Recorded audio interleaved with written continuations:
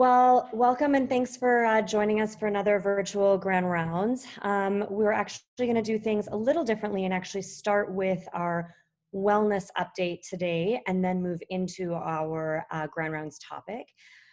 So what I wanted to speak about is that obviously these last few months and especially in the last week, we've been constantly reminded about the difficulties that have been faced by our colleagues around us, people around us on a local, national, and international level. And even though we know that news is often sensationalized and extreme stories are featured, we want it to be informed and connected and plugged in, and so all of us are consuming a lot of the news. And it can be really hard to stay informed without that experience taxing us and stressing us out, especially when so many of these things feel either beyond our control or beyond our borders. So I wanted to highlight a term that was coined in 2016 after the US election. It's the headline stress disorder. Essentially, it means that you're consuming too much negative news and it can actually make us feel bombarded and result in levels of increased stress, as well as this almost constant sense of unease. And this can really lead to rising feelings of anxiety. And the reason I wanted to address this today and this sort of sense of world weariness is that many colleagues have been describing that this is how they've been feeling as of late. And I wanted to give a few tips on how to manage some of this. So the first one is to note your mood. So be aware of how the news is changing your mood, your behaviors, and your thoughts as you watch, read, and listen. And if you're finding that one topic or an outlet is really getting you down, make the decision to move away from it for maybe a small, short period of time until you're ready to consume it again. Or if it's a news source that you're sort of feeling is always very negative, painting all sort of topics in that negative light, maybe that's not an outlet that you want to return back to. The second is to switch off all of the breaking news notifications on your phone. So for a few different reasons, this will prevent interruptions in your day. And it'll also mean that you have to be much more deliberate when you're seeking out those latest stories. Have stretches where you just switch off the news and do something different. I promise it will still be there when you get back to it. Use that time that you would have spent watching the news on a loop. Do something that will make you feel great. Go for a walk, play with your kids, work out, cook a nice meal, social distance with your friends. The fourth tip is to ban news from the bedroom. So avoid checking the news or listening to bulletins first thing when you wake up and right before you're going to sleep. This will stop putting a downer on your day if it's when you first wake up, and it'll also help to prevent you from staying awake at night. It's also part of good sleep hygiene to not be on your phone right beforehand. Instead, designate a specific time to read, watch, or listen to the news. And then the other thing I sort of alluded to is pick and choose your sources of information. So find a few trusted sources that you can check in constantly, limit it to a few times a day, set a time limit for yourself to see and sort of ensure that you know how much time you're actually spending consuming. And then the last tip is sort of, a lot of times we feel when we're listening to all of this news that we don't have control on a lot of what we're seeing and what we're consuming. So potentially finding either ways in which you feel you can make a difference. So if it's finding a local business, or whether it's finding a local charity or whatever it is that you sort of feel that you're helping to support, either from a financial standpoint, from your time perspective, things like that, and helping to bring a positive change forward, a lot of times helps to make you feel like you're in a little bit more control and puts a positive spin on some very negative topics. So hopefully this reminded you that this world weariness is normal, that a lot of us colleagues have been feeling it. And it gives you a few practical tips to sort of help reduce the anxiety or stress related to it. So thanks for listening to that. We're now going to move on to our main Grand Rounds topic. We are extremely privileged to have Dr. Monty Ghosh give us a guest Grand Rounds lecture today. And he's going to be talking to us on a whole host of topics, but specifically rapid access addiction medicine. So Dr. Ghosh is an internist and an addiction specialist. He works both at the University of Alberta as well as at the University of Calgary.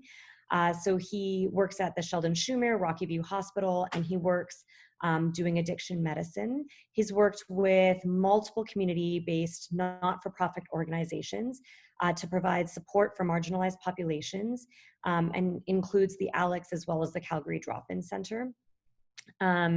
He also is really heavily involved with the provincial policy building in Alberta, as well as with research, and is a recipient or co-recipient of grants from Alberta Innovates, Alberta Health, and the Canadian Institute of Health Research.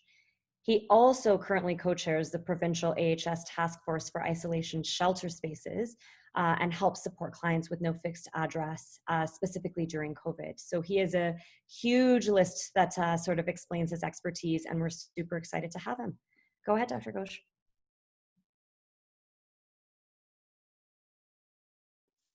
There you go. Sorry. Thank you so much, Corinne. I really do appreciate being here. And thanks for having me present this topic to you.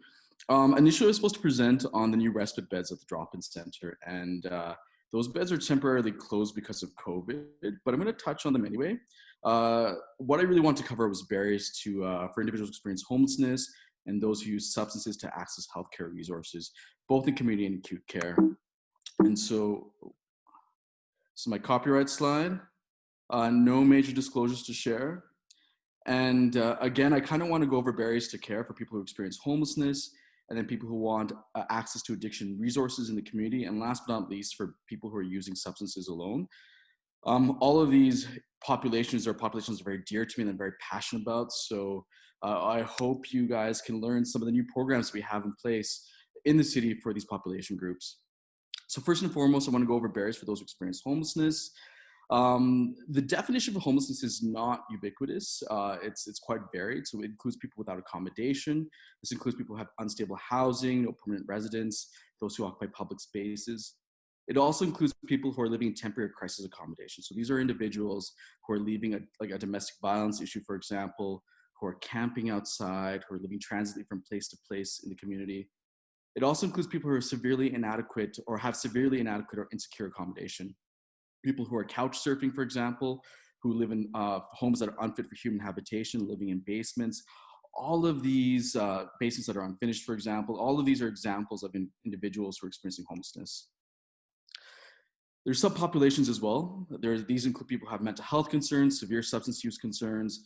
People are heavily involved in the justice system, and we see there's this constant ebb and flow of clients leaving the justice system and going to homelessness, and then going from homelessness into the justice system. We see individuals who are involved in the sex trade. People have cognitive concerns and cognitive delay, which is often undiagnosed, and also people who have sexual, cultural, or gender marginalization. In terms of factors for homelessness, there's three. There's structural factors. So this is the lack of income, lack of affordable housing, and health supports, and discrimination as well. It includes systematic failures. So one of the big things that we see is that clients who are transitioning from one phase of their life to the other often go into homelessness. So this includes people who are transitioning from foster care, for example, to adulthood. It includes people who are leaving corrections, people who are leaving hospitals after a prolonged hospital stay, and those who are leaving addiction and mental health facilities as well. It also includes individuals who experience traumatic events in their life, which I'll go over in just a bit. Personal crises, such as family breakup or domestic violence, and then also mental health and addiction challenges. These are the different odds ratios for causes of chronic homelessness. You can see that adverse life events in childhood is huge on this list, as well as social marginalization, such as a history of incarceration, discrimination, criminal behavior, sex work. All of these very heavily contribute to homelessness, as mentioned. And for those of you who don't know this, adverse childhood experiences is something that I deal with on a day-to-day basis with my clientele. So we have this thing called the ACE score, and it's adverse childhood experiences. It's 11 points. It includes abuse, that's whether physical, emotional, or sexual, physical or emotional neglect, and then also household dysfunction with mental illness in the household, incarcerated relatives, a mother who's treated violently, substance use, as well as divorce. And if you have 4 or more of these risk factors, you're at a high risk of having the following. You're at a high risk of having traumatic brain injuries, depression, anxiety, unintended pregnancy, STIs, cancer, diabetes, and also alcohol and substance use concerns. Equally, you're at you're at higher risk of having less opportunities in the community, such as education, occupational opportunities, and income opportunities.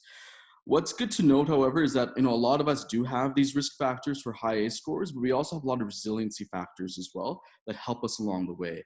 And it's that balance between having resiliency and also having these ACE factors that really determines where clients go in the future.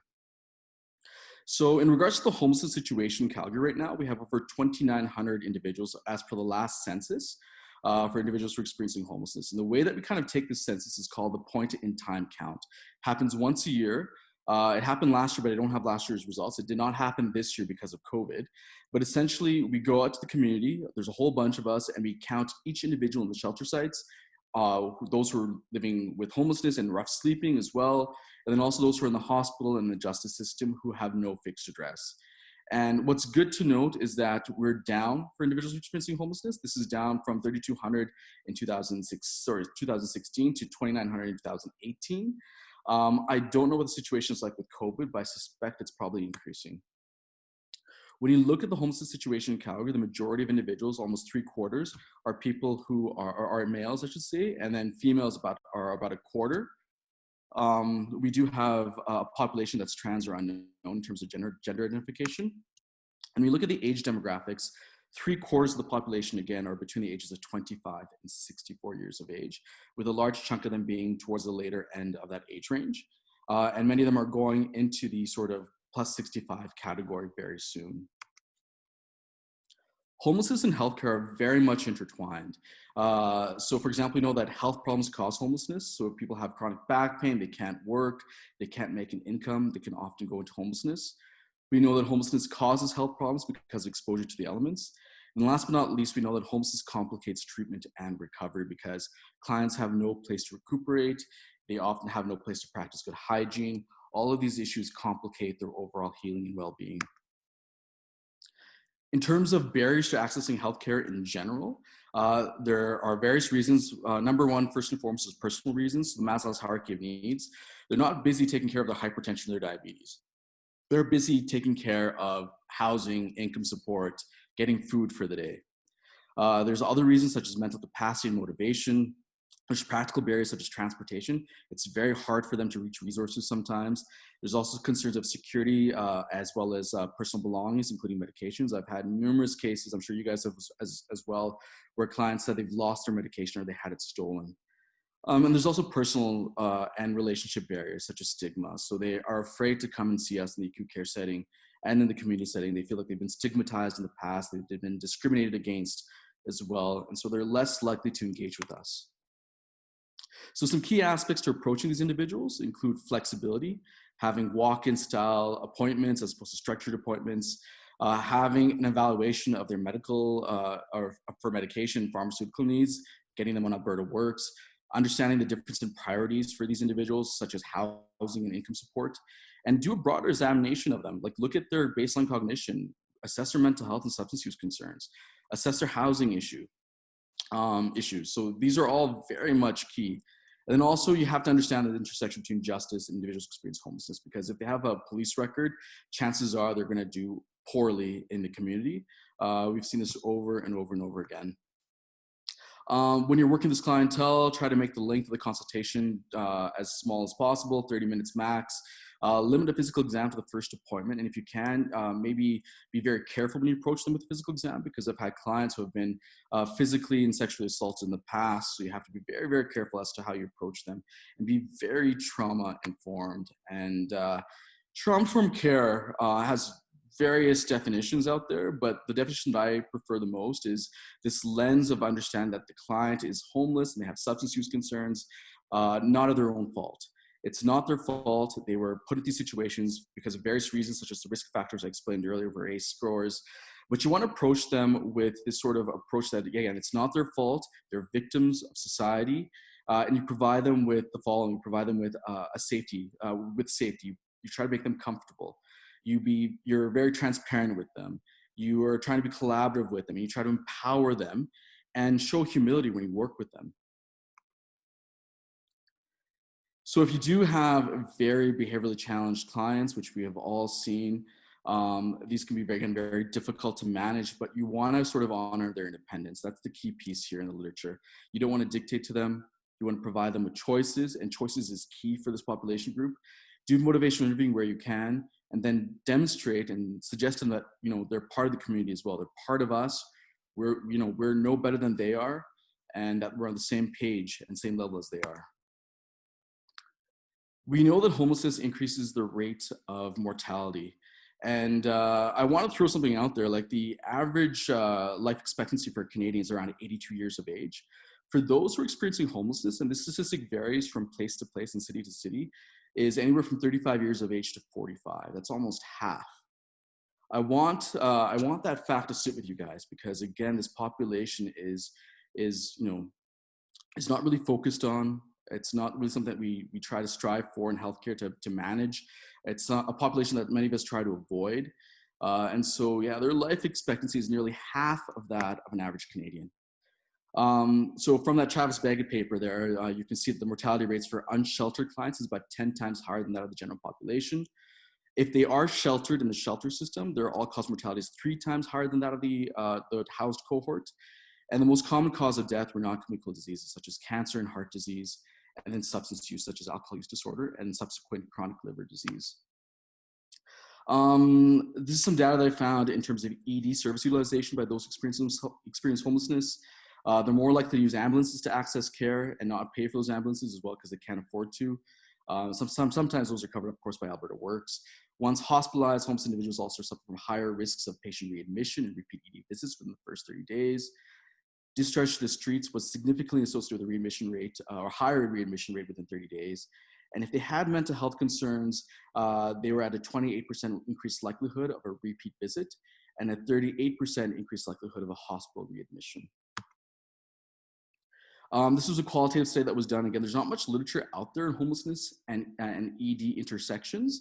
I think I only was able to find about 40 articles, including that systematic review that I just shared. But this was a qualitative analysis that was done of residents who engaged with clients who were experiencing homelessness from the ED. And these are common themes that we saw. Because they're homeless and often intoxicated, people want to blow them off. They want to hang out in bed 7 for a couple hours and eat a sandwich and get some sleep and be warm. A guy was living in his car in the winter and came in. He says that his car ran out of gas and he was getting cold. I think he ran out of gas was a chief complaint. And you're more likely to be a bit more conservative with these clients. Like if it's a small cellulitis that you send someone home with antibiotics with, I don't think I'd send that person like this to the shelter knowing that no one's going to see it. So again, we know these clients have a higher rate of chronic diseases and a higher prevalence of mental health, addiction, infectious disease concerns. They're more likely to use acute care services. And then looking at 2 studies that looked at the length of stay in hospital for inpatient wards, they found that on average, those who are experiencing homelessness spend 2.3 to 4.1 more days in the hospital. So we tried to determine this in Calgary as well. We wanted to see what was going on in Calgary in terms of this population sector and see if there's sort of differences between healthcare utilization for those who are housed and those who are homeless, and look at the lengths of stay as well, both in emergency departments and inpatient wards, and look at the diagnoses that cause this. We did a retrospective study, looked at all 4 hospitals here in the city as well as the Sheldon Schumer urgent care. We sort of used ICD-10 codes to figure out if they were homeless or not, as well as no fixed address demographics and their postal codes. And we looked at the mean difference of length of stay again, and we adjusted for their age, their gender, I should say actually sex, as well as the principal diagnosis that they came in with. Overall, we had over 3,600 individuals who were unique who came to the hospital with homelessness. We had a comparative group that was housed of close to 4,000. And again, the majority of these individuals were all male as per the baseline demographics. And those who accessed acute care, the average number of ED visits that they had was about 3.19. So they came on average 3 times a year. They had to hit the emergency department once. So in terms of length of stay in both EDs as well as in the inpatient setting, two numbers I want to share with you is the female population group between the ages of 25 and 34 here. What you can see here is that they on average spent 7 more days in hospital. And then those who are male, less than the age of 25, spent, again, 7 more days in hospital, more than the average. On overall, actually, individuals who experience homelessness spent 1.62 more hours in hospital than those who were stably housed, and 3.02 more days in hospital than those who were stably housed. We looked at the reasons for increased department length of stay, and overall we found 31 diagnoses that were statistically significant for increased lengths of stay, but they were marginal at best. Most of them were. It was about 1 to 2 hours, with the exception of some key diagnoses. One was fevers and chills that had a mean difference of 9.81 hours. Synovitis and tenosynovitis was 6.19. And then the big ones were unspecified organic psychosis, which we suspect is likely to secondary to crystal meth, with 15 more hours in hospital, and then also schizophrenia, with again about 15 more hours in hospital. When we look at people who are admitted to hospital, we found that atherosclerotic disease had an increased length of stay of 25 more days in hospital, and those who are in preterm delivery spend on average 6.45 more days in hospital. And what this demonstrates is that these diagnoses are things that we can potentially handle in the community, that we should be handling in the community, and probably need to provide more resources for them in the community as well. So I'm going to share with you a bunch of solutions that we have for these issues, and many of these solutions are happening in the community right now. First and foremost, we want to tackle their social determinants of health. This includes their housing concerns, their food concerns, their coverage concerns, but also education and other things such as transportation and providing them with safety. One of the biggest studies that looked at this was the Shea-Zale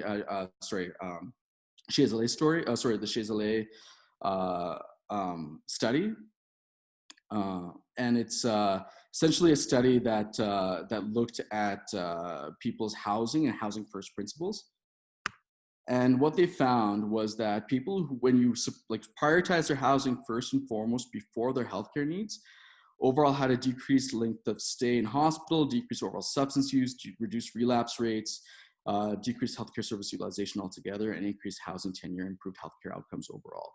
So again, it's housing first, housing first, housing first. So this is what I tell my patients as well. I tell them that, as well as my residents, I ask them, what's the biggest thing you can do for this client's healthcare and for their overall health if they have poor diabetes or poorly controlled diabetes? It's not getting them on insulin, it's getting them housing. Again, first and foremost. One-stop shop is a concept as well that's very helpful for this population group. So we have 2 centers here in Calgary. We have the Alex as well as CUPS.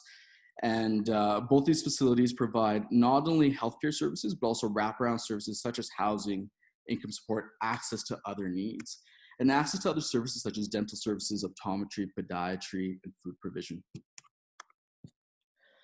Appropriate discharge planning coordinated care is also very much key. So when you're sort of transitioning them from the acute care setting into the community, you want to make sure that you're adequately communicating with community resources, make sure they have aftercare supports, including foot care and dental supports if possible. Look at their basic needs as well as transportation prior to discharge. Try to get them clothing, for example, is important. And while this is not listed in the list, I've actually brought it up. It's vaccinations to make sure they're up to date. The one thing that I've noticed with the population group is that they're highly prone to communicable diseases, such as influenza when it's being spread during that time of year, and that having their vaccinations up to date is hugely beneficial for them and helps prevent the spread, especially during this time of COVID as well. You don't want to be mistaking ILI symptoms for COVID symptoms. So linkage to care is hugely important. This is a project that we're hoping to implement very soon here in Calgary. We actually have preliminary funding for this now. We've just received a grant from the city of Calgary to implement this project for a short-term basis. And it's looking at peer navigation. So for example, we know that clients who show up to the ED, about 20% of them reach addiction mental health care supports in the community. We have this data from our opioid dependency program. It's congruent with other data that we've obtained from the Addiction Center, for example, as well. And from there, very few of them actually reach community care and engage with primary care, less than 1%. And the whole concept of peer navigation is as such. What this study from Rhode Island actually did was they had looked at people who came to the emergency department with opioid overdoses, and they found that on average, only 30% of them would engage in community care. But when they paired them up with someone who has lived experience of substance use concerns and mental health and addiction concerns, as well as homelessness, that number increased drastically to about 83%. We see similar studies with HIV and Hep C, any sort of stigmatized disorders, that as soon as you add a person of lived experience who's walked the walk and now can talk the talk, their overall engagement with healthcare resources increases drastically and to the benefit of the healthcare system. They are the connective tissue between services, and so this is a project we're hoping to implement starting in August once this COVID situation dies down. and hopefully get some more funding for in the future as well. Intensive case management is another concept. So this already exists with connected care. This is where you have a social worker, a nurse, navigator, and a case manager working collectively with the client to support the client and manage many of their medical and social concerns congruently. So this helps the reduction of homelessness. It's a very cost-effective solution. And again, connected care does exist in your city, and I hope you utilize it. If a client can't come to you, you want to go to the client themselves. So the DOPE team is fantastic for this as a resource. The community paramedics I've utilized as well. And the Calgary Allied Mobile Palliative Care team is also helpful for helping clients die in dignity. And last but not least, medical respite programs. So this is a site where clients can recuperate. So when yourself or myself get sick, when we have, say, appendicitis, we go to the hospital, we're in the hospital for a couple of days. We might get an appendectomy, we might get put on antibiotics, and then we're sent home and told to get some bed rest. But if you live with homelessness, you have nowhere to go. You have no bed to go to. So what we were hoping to do with this project was to have a space for clients to go to and recuperate and get basic medical care from. It's a low-cost, high-quality community-based care for clients with complex needs. It's a safe discharge option from the hospital, and it's a potential transition space from the shelter site to housing. There's 4 main components of this. There's clinical care, 24 hours oversight, case management, integration of primary care services, and self-management support. There's different models of this. There's the apartment motel room model, which we're using actually for the COVID crisis. There's shelters, transitional housing, nursing homes, and standalone facilities. And this is some data from Seattle. This shows that this is from 2005 actually, that a particular client utilized emergency services upwards of 20 to 25 times per month. But as soon as they went to a respite program, this decreased drastically. The first time, the 9th time I should say they utilized respite, they had a reduction to almost 10 times of acute care utilization. By the 10th day, this went down to about 7. And then once they got into housing, this decreased even more. They were barely utilizing emergency services, and eventually they stopped using it altogether. We've got some studies around this. There's a retrospective cohort study that was done in Chicago, and they found that on 12-month follow-up for those who engaged with respite care, they had 58% fewer inpatient days and a 36% reduction in ED visits. And there was a systematic review that was also done that found that overall, in general, again, it's the same sort of thing, that you had decreased future hospital admissions and decreased overall length of stay. It's for this reason that we have medical respite programs all over North America. You can see the bulk of them are in the United States. We have 3 in Canada, 1 in Toronto, 1 in Ottawa, and 1 in Vancouver, but they're not exactly the same way that we're planning to do, or that we are doing our respite program here in Calgary. The 1 in Ottawa is just for individuals experiencing palliative or require palliative care. The 1 in Toronto is just for males who have alcohol use disorder. And the 1 in Vancouver is just for individuals who have substance use concerns.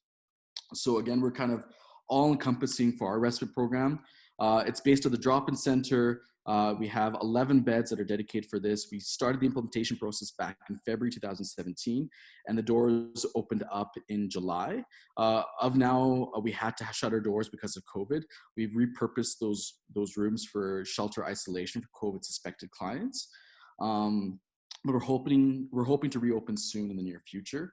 We really looked to people with lived experience to inform us on this action plan. So we interviewed numerous individuals and utilized numerous reports from Calgary to sort of determine what we should do for a program. And this is from another study, but they basically show that the key things that clients want in the respite program is a safe environment, basic needs being prioritized, and social supports are just as important as healthcare resources. Our inclusion exclusion criteria is as such. Just to highlight some of the key things is that we can't accept clients with oxygen, just because if they do require oxygen, that's a hazardous or a facility hazard. So for example, a lot of people do smoke and we're worried that these oxygen tanks might explode.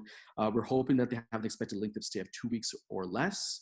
And if they are palliative, we can extend that to up to 6 weeks. They must not be unstable, and they must not have, high mental health or addiction needs. So our staffing is 24/7. There's nurse practitioners. There's an HS home care nursing team that's there too. There's DI staffing, pharmacist team, and social services, of course, as well. We have 5 HPTP chairs. So clients can receive antibiotic therapy over there. Home care will cover all the costs for the HPT supplies, but all referrals have to actually come through infectious disease if you want to access these chairs. We have 3 palliative care beds as well. It's again a place for clients to die in dignity. So yeah, we're hoping that you guys can utilize these beds. We were still working out the kinks to the program. We usually take intakes between 9 and 2 a day, 9 a.m. and 2 p.m. each day of the week, except for weekends. So if you do have concerns with the program, or you're having issues or running into barriers, please let me know. We're happy to pivot the program as necessary to fit the needs of the community. So the second barrier I really wanted to cover was barriers to community addiction treatment and detoxification services. As of 2019 in Calgary, there was no place to send clients for community-based addiction management. That was rapid, that was quick, and this was outside of opioids, of course.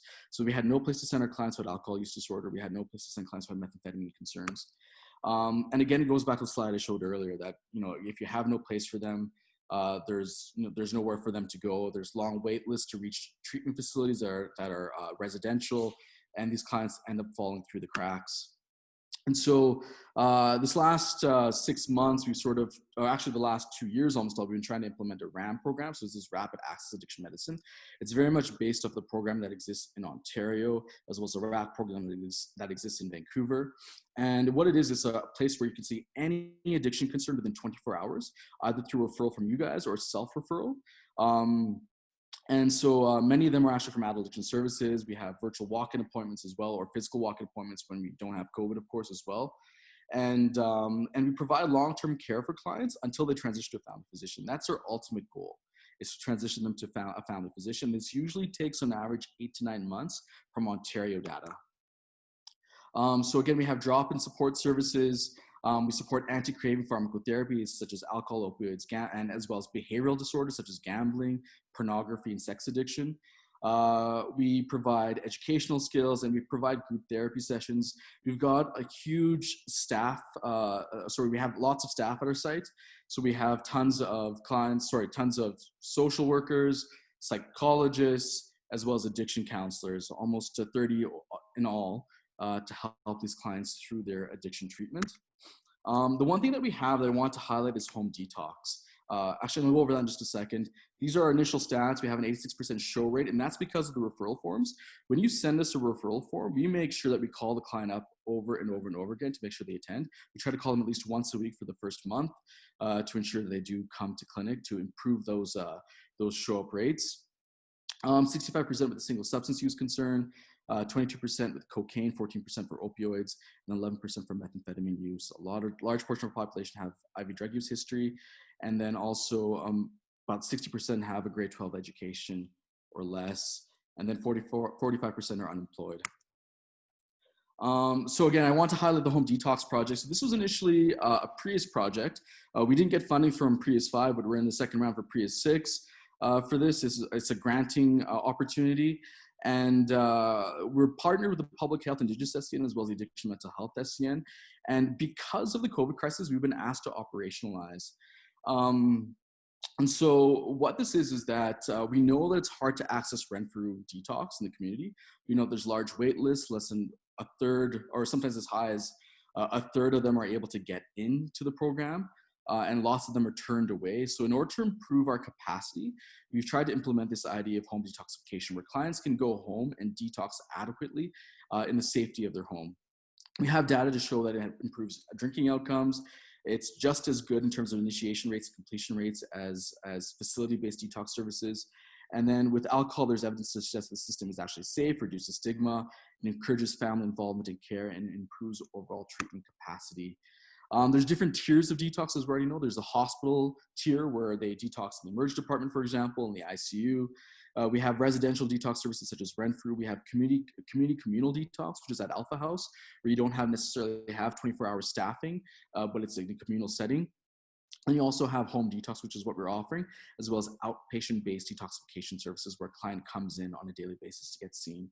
And so we, out of the RAAM clinic, are offering both 4 and 5. And this is a very cost-effective solution. They say inpatient detox is actually 9 to 22 times more than home detox solutions. This is our inclusion-exclusion criteria. So I want to make sure they're stably housed. They don't have any major diabetes or cirrhosis for medical concerns. that they're motivated to undergo detox services, and they have a responsible family or friend who's going to be with them throughout the entirety of the process, and they have to have a contact phone number and mobile phone. Things that we don't accept is that if they have a history of seizures or delirium tremens, we don't accept them to the program if they're currently pregnant, or if they have acute psychosis or unmanaged psychiatric concerns such as suicidality. And then last but not least, if they're medically unstable. So basically, we provide daily monitoring of these clients. Towards the end, they're offered uptake to inpatient, outpatient treatment, such as residential treatment, pharmacotherapy as well. We do medical evaluations for residential facilities, and then we do ongoing addiction counseling, and again, try to help them out through the process so we prevent relapse. So the community outpatient model, so the client is first, this is one of the models we're using here at our facility. So the client is assessed by us in the clinic, and every day they come in to see us if they have mild to moderate AUD, and we do CAL scores or CWA scores, and we make sure that they're doing well, deal with their cravings, and manage them with benzos or opioid agonist treatment for opioid use disorder, for example. Towards day 7, the clients are usually much more stable from the withdrawal, and we try to get them into residential programming. The community paramedic model is the other model that we're using. So instead of the clients coming to see us on a daily basis, if they're really sick, we get the community paramedics to manage them and see them on a daily basis. We especially use this for the clients who have slightly higher scores for SAD-Q and PAUSE, which I'll explain in just a bit, or if they're over the age of 65 and have other comorbidities. So they're able to go to the site, assess the clients, provide them the IV fluids, administration, and towards day 7, if the client is much more stable, again, we commence them and engage with them to get them into residential treatment. The last model is with the pharmacist model. We don't have this as of yet, but this is what the initial grant ask was for. It's for a pharmacist who has clinical experience to go and prescribe withdrawal medications for these clients, assess them, and provide them with care and engage with the physicians as necessary. So in terms of alcohol withdrawal, benzos are by far the most common thing that we use. Gabapentin has really reasonable evidence as well for anti-craving, as well as for withdrawal management, and improves abstinence rates, although the evidence is not the strongest for that. We have a thiamine protocol and folate protocol, which you guys often use as well, 200 milligrams orally per day, and then 100 milligrams for 3 months. And then folate, we use 5 milligrams of multivitamin pills for 3 months as well. And we use what's called the Severity of Alcohol Dependence Questionnaire to assess whether or not they're appropriate for the program. This was a questionnaire that was done back in the early 80s. It was really not standardized for benzos, but for other medications such as phenobarbital that's been used for alcohol withdrawal back in the day. So it's not really something that I typically use, but my colleague Rob Tanguay, who helps run the program with me, actually uses this a lot. So if they've got, it's a 30-part questionnaire with 4 points per rating, 4 points per issue for these 30 questions. If they've got a SAD-Q score less than 16, this is the protocol we use. We use diazepam, 5 milligrams QID, 5 milligrams TID on day 2, 5 milligrams BID. We can also use Ativan as well, lorazepam. And we have a different protocol for that. And I can share these protocols with you afterwards. If they've got a SAD-Q score of 16 to 30, we actually bump up the diazepam on the first day to 10 milligrams QID. Then it goes to 5 milligrams QID on day 2, and then we taper down. If they've got a SAD-Q score greater than 30 and no medical problems, or if they're greater than the age of 65, we actually have a more intensive programming along with community paramedics going out to see these clients. So it's again, diazepam 10 milligrams QID plus 10 milligrams as needed, 5 milligrams QID and 5 milligrams as needed as well. And then we do a slow taper thereafter. The score that I use actually is called the PAUSE score. So what they did for this particular scoring criteria is they sort of looked at all the different causes of seizures and delirium tremens, those that had high odds ratios, and they compiled into one scoring system, which they validated in an acute care setting and not in a community setting. And if you have a score of 4 or more, you're at a high risk of having seizures. So that's when I'm very careful with clients and tend not to take them into the program. We do deal with stimulant use disorder as well as opioid use disorder. So we have protocols for stimulants, as well as a protocol for concurrent psychosis, provided some mild psychosis. And so that's the gist of the home detox program. We hope that you guys would refer to it if you can. Just send a referral form to the RAAM clinic for those clients, but also send a referral to us, the RAAM clinic, for your clients who are trying to discharge for addiction concerns.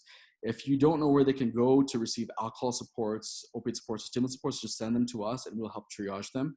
And again, we're hoping for next day services, Monday to Friday, to provide them with that care. So the last thing I want to talk about is barriers for people who use substances alone. A bit of background for this is that we do know the opioid crisis is continuing. This is some older data from 2018. It's sort of plateaued right now in terms of the amount of overdoses that we were seeing, although I've heard from some colleagues and as well as Dr. Lang that we are seeing an increase right now currently in overdoses because of the COVID crisis, but there was a bit of delay, there was a bit of lag in that.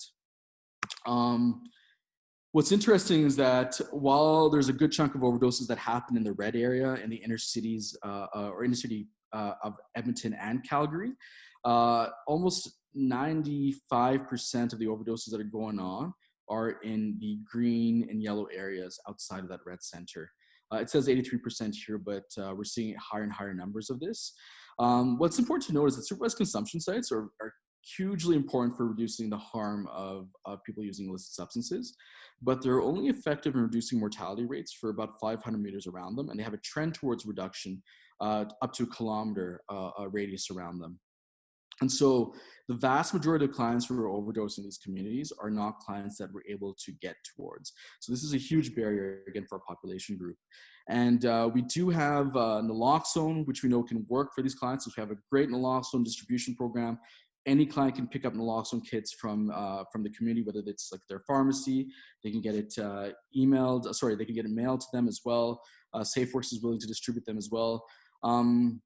We also let supervised consumption services do reduce mortality rates as well. So in terms of how to get to this population group, the idea for this actually came from a patient of mine. I was talking to him, he was in Grand Prairie, and I was asking him if he had a basic naloxone kit. He said yes, and I asked him if he was using it alone, because we try to enforce this harm reduction strategy of them not using alone by themselves, so that someone can resuscitate them if necessary. And he said that he was kind of using alone, but he kind of wasn't.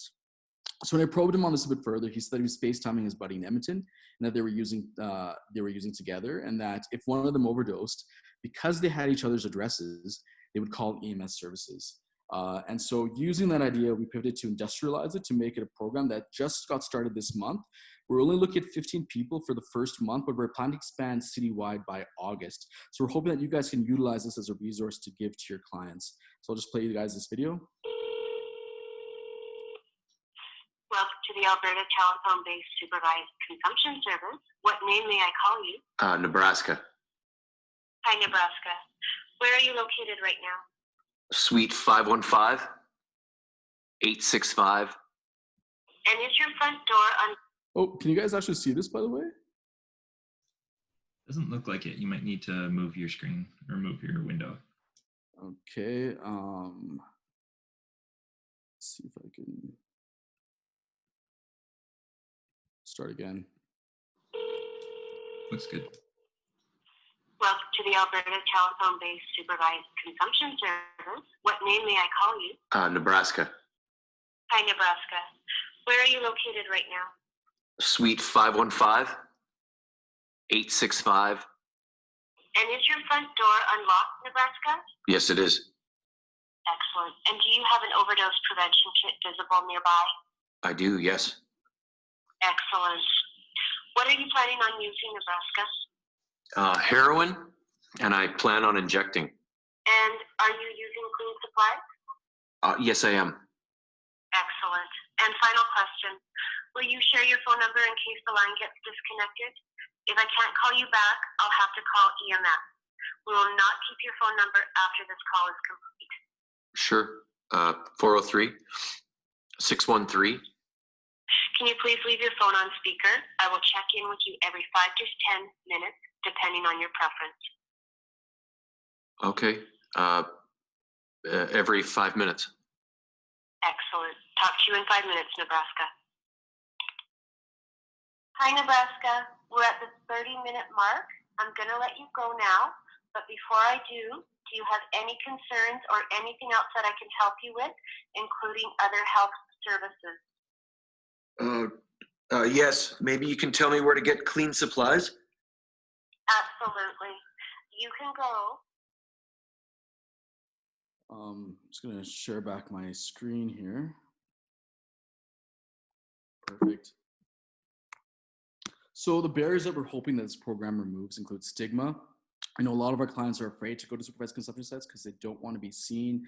They don't want their employers, I should say, to recognize them or be notified of their use of substances.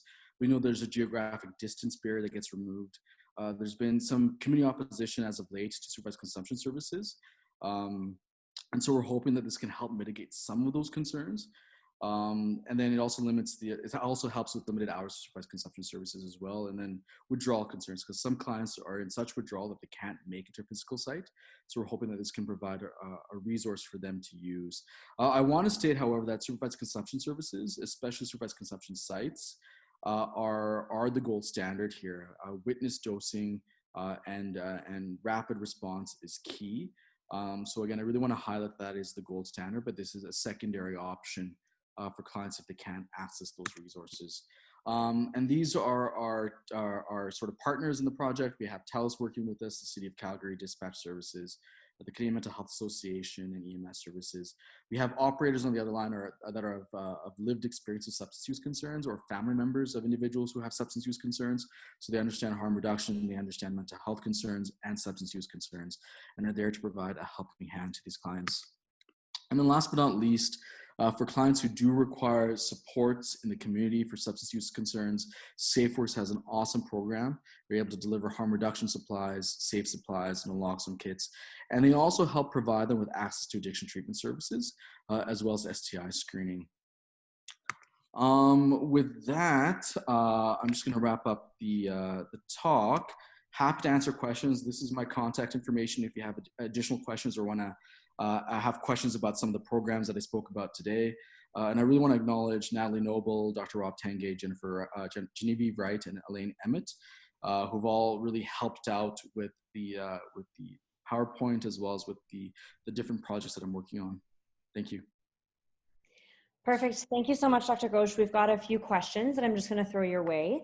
So the first one is from Katie Lynn.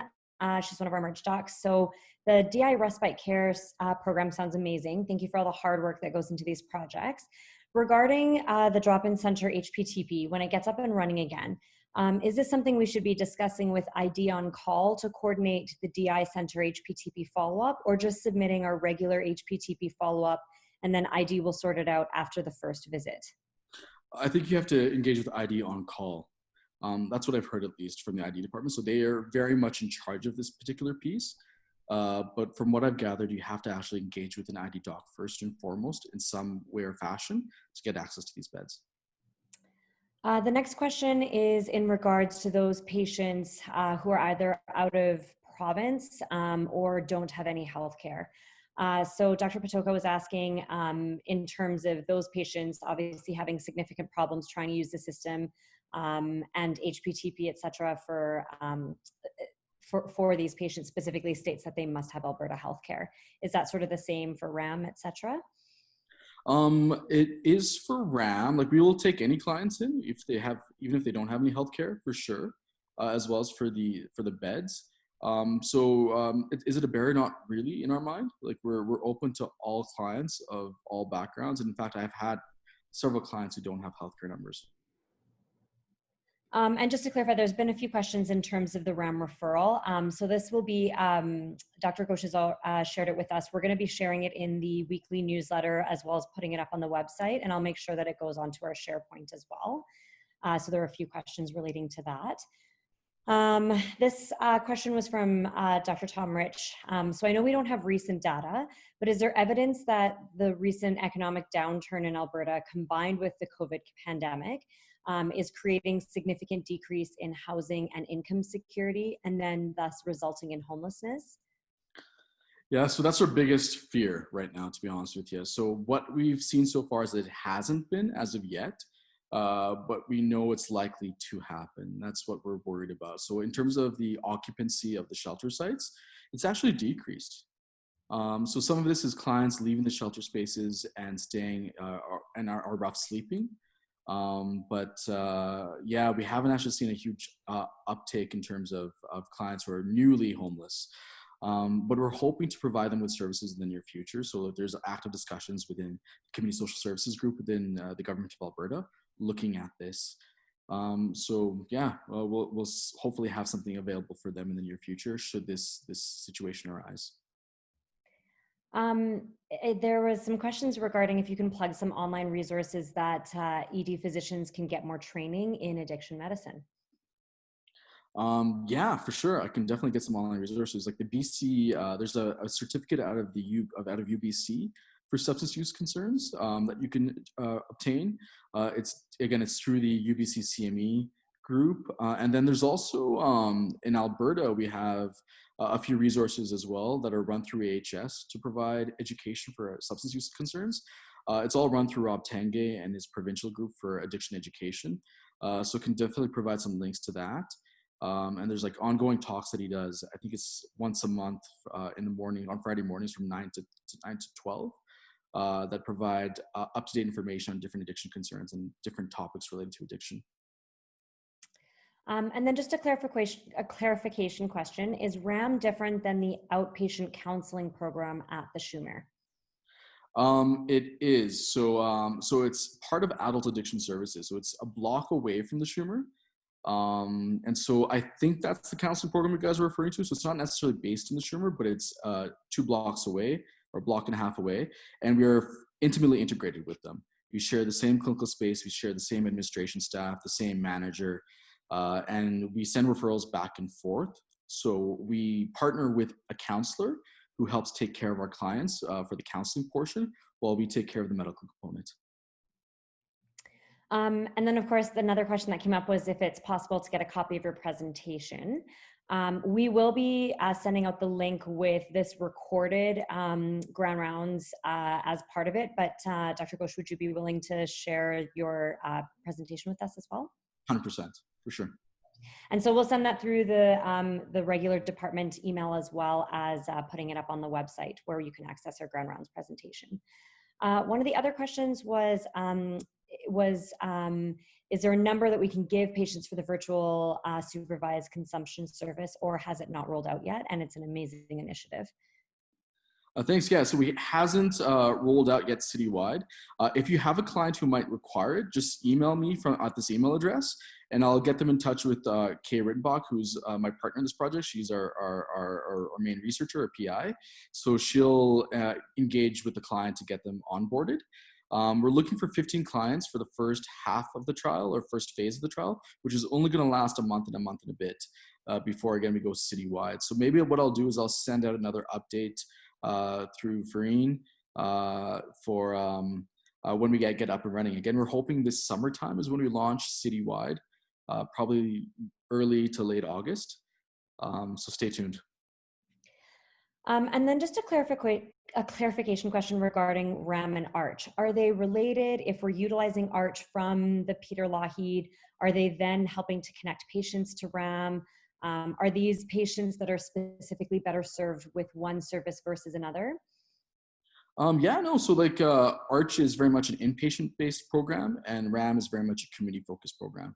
So ARCH has no outpatient-based services. So ideally what ARCH would do is they would refer clients to us at RAAM for ongoing community supports. And this can happen from not just the ARCH program at the PLC, but from any department in any of our major inpatient sites. So anybody, whether they're in an inpatient setting, or sorry, whether they're on the floor, on the wards, or whether they're in the EDs, can refer to the RAAM program for ongoing community-based management for the clients. If they do have opioid use concerns, I would prefer that they go to the opioid dependency program. But we at RAAM will still see them and still take care of them and transition them to the ODP. There's lots of opioid programs that are out there. There's some private ones such as Metro City and ACT that are out there. There's the public one, which is the ODP. I want to say that the Alex Community Health Center also has a small RAAM program. It's 9 to 11 is their hours, and they only accept substances and only alcohol use disorder and opioids.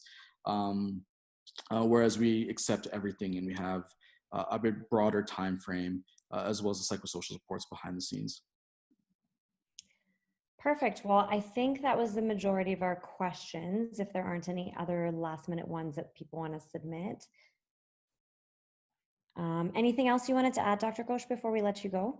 No, yeah, we're just hoping that you guys utilize the referral forms just for data tracking purposes and also for us to contact the clients and follow up with them. That's the main reason we have the referral forms. I know they can sometimes be time consuming, but we're hoping that this one isn't. You just have to slap a label on, state where you're from, like which hospital you're from, and then check mark off tick off which substance use concern that they have and fax it over.